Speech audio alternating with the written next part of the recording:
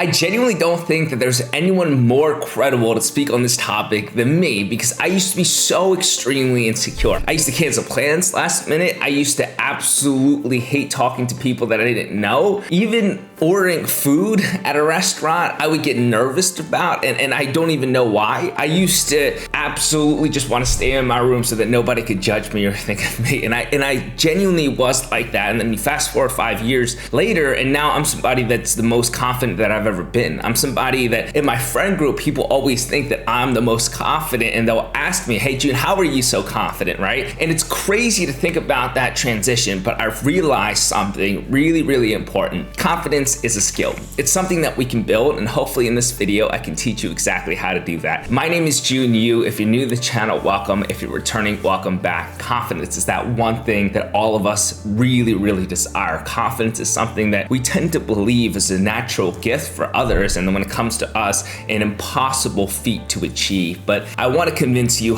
otherwise, and I think that this video is going to be extremely helpful. It's something that I wish that I listened to early on. If you get any value from this video, please leave a thumbs up and ask any questions in the comments. I'd be more than happy to respond. And of course, subscribe. With that being said, sit back, relax, and enjoy the video. Number one, build a body of work. I am really not a fan of fake it till you make it. I think that works to a certain extent, but if you want to build genuine, authentic confidence, it takes work. And an analogy that I always try to use is if you imagine the greatest soccer player, right, or greatest footballer, they go onto the pitch and they're performing in front of thousands of individuals, right, that are watching, that are cheering, that are probably scrutinizing them. And then they're playing also on TV with millions of people watching in real time. And you think, how are they so confident on the ball? How are they so confident with their movement? Do you really think that they're so confident because they look in a mirror and tell themselves they're a really good soccer player before the match? Probably not, right? The confidence is derived from the work that they've put in year round. Confidence is all about the reps, not just the physical reps, but the mental reps, constantly thinking about and perfecting their craft. That is how you build genuine, authentic confidence. Confidence is having an undeniable stack of proof that you are exactly who you say that you are. And again, that takes work. So I encourage you, whenever you feel yourself being unconfident, this is when you can look back at a body of work and say, you know what, I've been able to achieve X, Y, and Z. Or it's not even about what you've achieved, it's about what you've gone through, what you've actually applied yourself through. And if you try to fake it till you make it,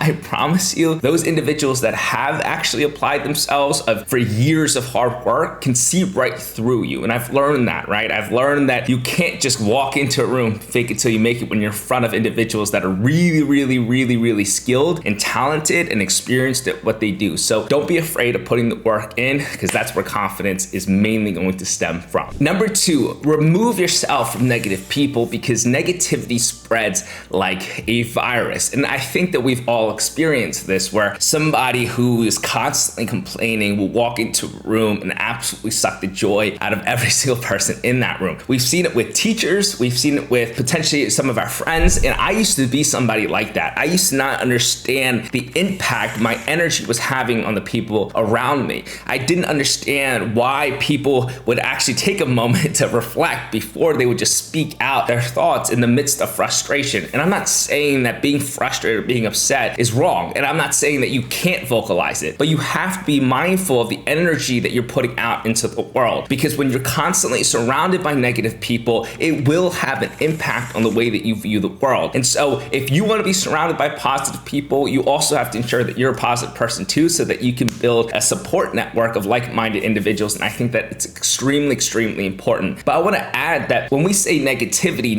doesn't just derive from individuals in person. It also derives from the information and the content that we put into our bodies, right? I always say that a healthy diet is not about the foods that you eat for your stomach, but it's about the thoughts and the beliefs and the type of content that you consume for your mind and your soul. So be careful, right? Not just with surrounding yourself with positive people in real life, but you definitely know that you're gonna have your phone with you 24/7, right? And if this is filled with negativity, you best believe that's going to impact your confidence, and I don't want that for you. Number three, learn to enjoy your own presence and your own thoughts. Being alone does not mean you're lonely. I used to be so overly dependent on the approval of other people people. And I had to wake up to the reality that that is an impossible feat to achieve. You will never satisfy everyone. And that's actually going to put a cyclic negative behavior in your own mind of constant detrimental thoughts, of constant self-hatred. And that is the opposite of what we want when it comes to confidence, right? And so when you have an ability to actually sit with your own thoughts, and I genuinely mean sit with your own thoughts, it really does unlock a new dimension of fulfillment. What do I mean by this? Well, in our society, every single minute we have constant inputs. We're told what to do. There's societal expectations. Then we look on social media, and then there's these trends that we feel like we have to be a part of. When in reality, we haven't even thought to ask ourselves, why are we doing this? Why is this important to me? How do I go about doing this in a manner that aligns to my own values? How can I actually just sit in the quiet and slow down a little bit? It's impossible for most people because we're not wired that way, or the people around us are certainly not wired like that. But I have to tell you right now how much of a difference it made when I started to actually care for my own thoughts, when I actually started to question things a little bit more, and I have a healthy amount of skepticism, right? And not just take things at face value. And then when I started to spend time with myself, I'm like, wow, this is awesome. Like, I don't need somebody to go to the mall with, to buy clothes. I don't need to go to the restaurant with somebody. I don't have to go to X, Y, and Z with somebody. I can handle this myself, and I feel good in my own skin. And I've realized that when you can do that, man, is that extremely powerful because you're with yourself 24/7, right? That is a fact. And if you can't turn on that switch in your mind to think, you know what, I'm worth spending time with, I'm worth investing in, it's going to set you in a bad path of constant cyclic behavior of unconfidence. Whereas I want you to be able to tap into you. I want you to be a little bit more aware of how you're feeling. I want you to be a little bit more confident in knowing that you are capable alone. And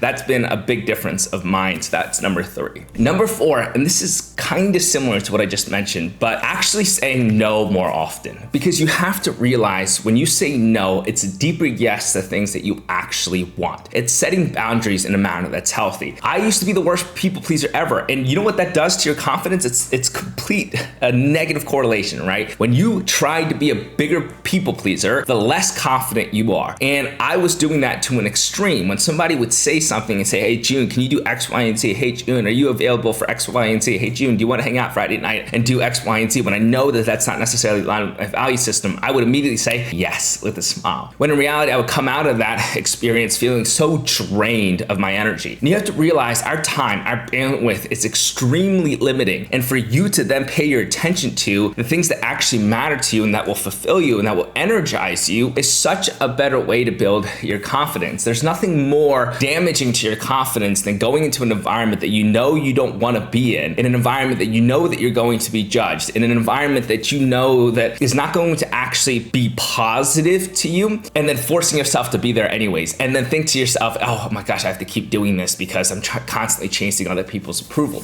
Confidence is going to really start building for yourself the moment that you can actually understand your values. And I think that's why we had to start with hearing your own thoughts and being okay with those and being alone for a little bit and then saying no more often, right? Saying no does not mean you're a mean person. Saying no does not mean that nobody wants to be friends with you. In fact, if you say no and you're setting healthy boundaries and then you see other people not want to be around you, it's a good indication that they didn't really care about your well-being in the first place, right? So be a little bit more intentional with your time, and there's a big power in saying no. Number 5, practice communication. I really started to understand the difference between somebody that's extremely technically gifted and somebody that can actually communicate their work, right? And confidence in the workplace, confidence in your academics, confidence in your research, confidence in the credibility that you establish with a personal brand, all of that is derived from an ability to communicate your thoughts. And communication is a big skill, but it's a skill that a lot of us tend to lack because we're not taught it like we're taught math, right? It's not something that we're taught science, right? And it's even more arguably important than that because you're constantly communicating, right? The way that your body is positioned, the way that you speak, the inflection of your voice, all of that is a main form of communication that will impact how other people perceive us. And we want to be able to provide information in a manner that's actually eloquent, in a manner that's actually going to dictate a response that we want, right? So confidence comes from an ability to speak your mind. Confidence comes from being able able to raise your hand in the middle of the class, knowing that you might not necessarily know the answer, but you're willing to try. And confidence comes in a manner in which you can actually communicate that. And I really did find myself actually sitting down and doing this like a skill, because it is a skill, right? And I've talked about this before, but when you're doing any type of public presentation, so many people think that confidence with public speaking is just something naturally gifted, when in reality, for me, before I do a presentation, I probably rehearsed about 75, 100 times, right, in my own time. And I've done a lot of that while sitting in front of my computer or my phone and recording myself. And then I would listen to myself and think about the ums or the gaps or things that I didn't speak as clearly. And then I would literally mute myself and then watch my body language. I would see, how are my hands moving? Do I look engaged? Am I smiling enough? Do I feel like I'm relaxed? Do I feel like I'm actually having the stance of confidence? And I would do this over and over and over again. And those repetitions allow me to feel more confident when it comes to the presentation day. But that communication skill happens in all fronts. And actually, interesting enough, building a personal brand in real time helped me with this so much,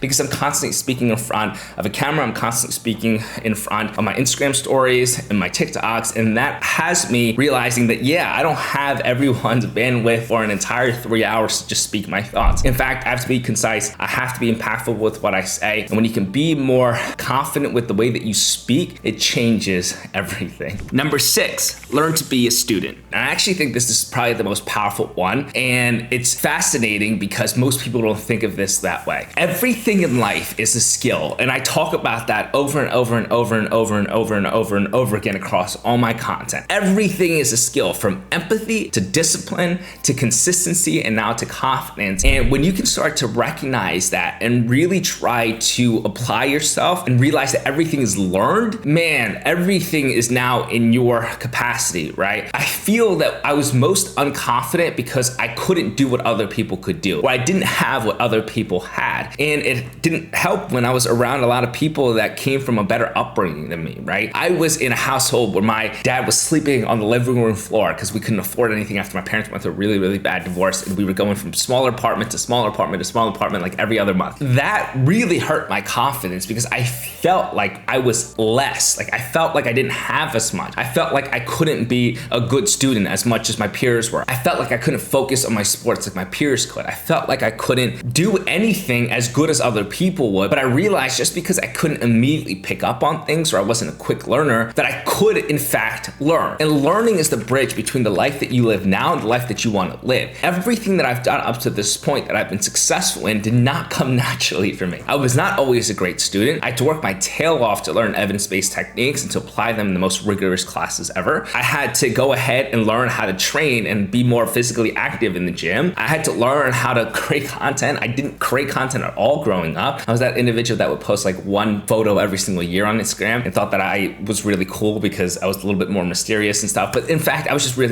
insecure, didn't even know how to create content. And I was really jealous of those that could really make some aesthetic content and could post about it in their lives. And so what I'm trying to tell you right now is that everything that most people know me for, whether it's being a good student, whether it's being a successful business owner, whether it be a content creator, whether it be a really confident person, like all of those things have been learned, and those things did not come natural to me whatsoever. It took a lot of time and it took a lot of effort, but I achieved it, right? And that gives me the most confidence ever. And all of these little tips are going to be interconnected, right? Because when we talk about the body of work, this has a lot to do with that. Now, when I think about any new skill, I know that I'm capable of learning. It might take me a while, but I know that I have the work ethic to go and actually achieve it. And a great example of this is boxing recently. I know for a fact that I'm not going to actually fight, or I'm not going to become a professional boxer or anything. And I sucked at boxing when I first started, but I had confidence, right? Like I knew that if I did it for long enough, I would get good at it. As long as I put in the repetitions, the physical and the mental ones, I'll eventually get pretty decent at it. And I'm willing to do that, right? And it's the same idea with content creation. There's actually a newsletter from early last year when I first started creating YouTube content, and this was my first time doing long form content. I wrote in it that I'm going to be a successful